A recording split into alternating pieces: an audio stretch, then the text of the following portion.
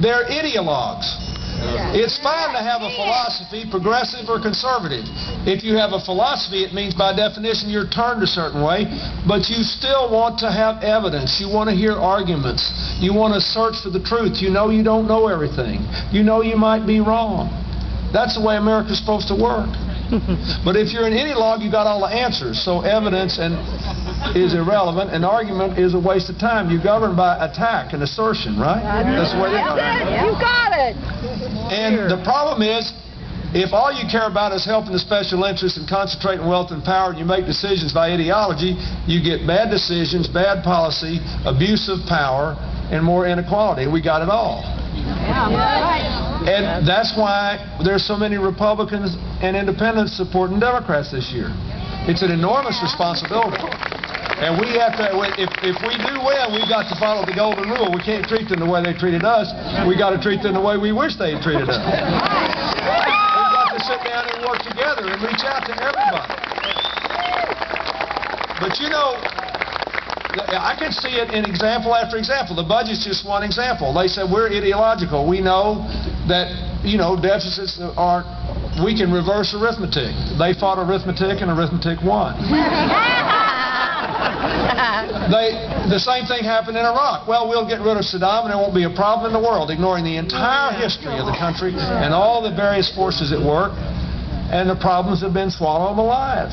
And our kids are paying the price, and so are their kids. And we can't forget that. For all of our horrible casualties, they've lost 100 times as many.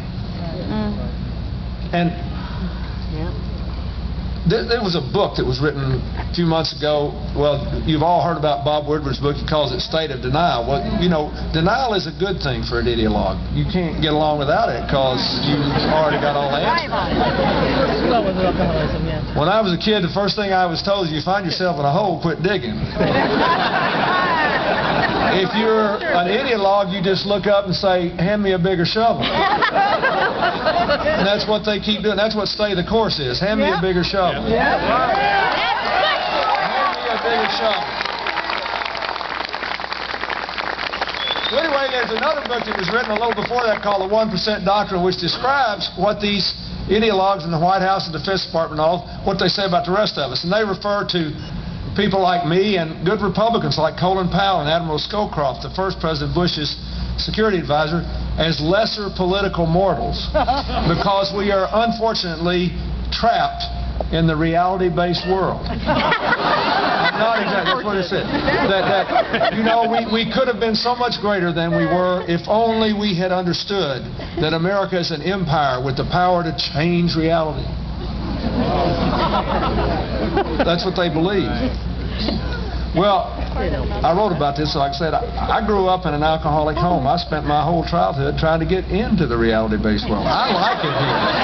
I think this is where we ought to be.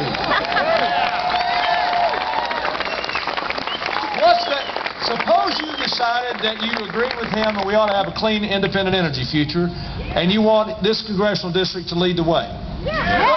What is the ideological answer to whether you should build windmills first or put more solar panels up? There's not. You actually have to know something.